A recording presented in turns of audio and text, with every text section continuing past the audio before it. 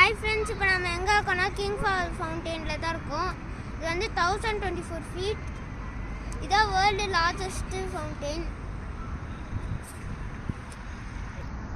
அது வந்து ஐலாண்டுக்குள்ளே இருக்குது. நம்மளால் இங்கேருந்து தான் பார்க்க முடியும். அதுக்குள்ளே விஐபி மட்டும்தான் உள்ளே விடுவாங்க. இந்த ஃபவுண்டெயின் வந்து சவுதி அரேபியாவில் இருக்க ஜெத்தாவில் தான் இருக்குது. பாருங்க எவ்வளோ ஹைட்டாக இருக்குது.